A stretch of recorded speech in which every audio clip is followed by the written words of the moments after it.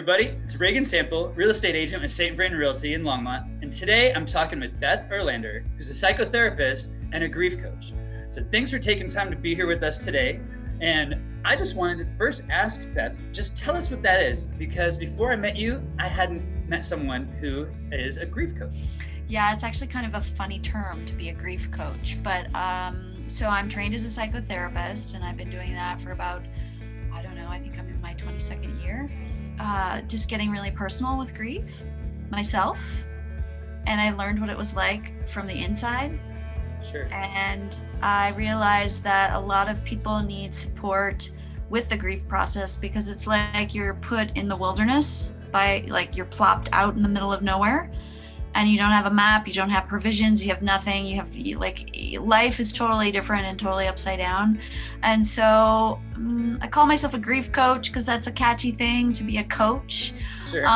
But really what I do is I support and I'm a guide for people who are going through grief and loss, and any kind of grief and loss, not just death loss. My loss that I'm talking about, we're going into our 9th year, is that my partner, Michael, crashed on his mountain bike, broke his neck, and became a quadriplegic. Oh, wow. And so that's why I say life went upside down, because we just and it was so confusing because it's not a death loss, but so much had died. Yeah. The way that life was. So yeah, it was a big deal. And like you said too, I guess that makes it even more so. There's no roadmap. And so from your own experience, you realize how much there is that other people are struggling or suffering. And with your background and your training, you're able to sort of help, like you said, be that guide and sort of be there. Yeah, and I often talk about what we have to do with grief is befriend it. Okay, what do you mean by that? Grief doesn't have any kind of closure, in my opinion. Grief doesn't go through stages. There are phases of grief, but there aren't it's not a linear process. And when you have a really big and sudden loss that's life-changing, it changes you. So it's not like you get over grief or get around it or get through it. It's it starts to walk with you. And at first it's like this annoying, obnoxious thing that shows up, and you don't want anything to do with it, but it doesn't go anywhere no matter what you try to do.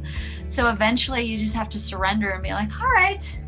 It's pretty neat that you found this area, this niche that I've never met anyone doing it, and there's hundreds of people that are struggling and going through processes, if it's life, the loss of life, or loss of life as they knew it, like your situation. Yeah. And needing someone that has been there, done it, and then has the training and background as you to help them through that and be able to cope and see what that looks like going forward for them, so they can keep moving on, right? If you're still here, you're still living, you need to know how to continue on. Once I learned about art therapy, I was like, absolutely, that's what I want to do. So that's where I learned about that. And I did it with this intention of, because I did a painting. Actually, it's right here on my desk, because it used to be in my offices. Oh, neat. So I woke up one morning, I was traveling, and I was all prepared to go out and about in Edinburgh in Scotland to sightsee, and I woke up so depressed. And so I pulled out my paints and I painted this. And what it reflected back to me was that so it's an eye in between a heart. I don't know if you see that.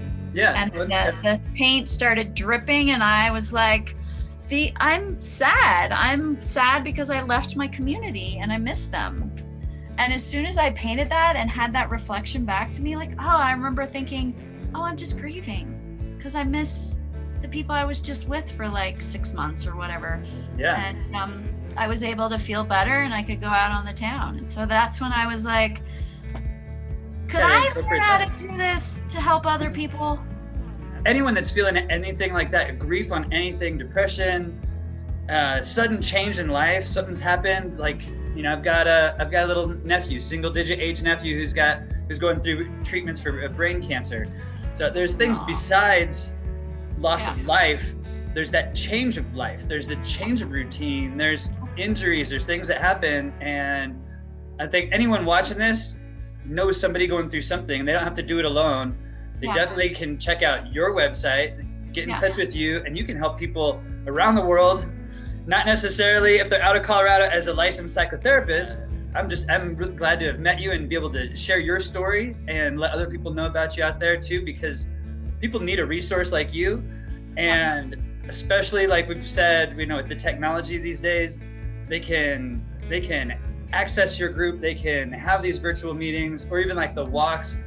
And there's so much more access that people can have now that they don't need to be going through what they're going through without a guide. Everyone, Beth Erlander, psychotherapist and grief coach. Check out the website, check out those groups.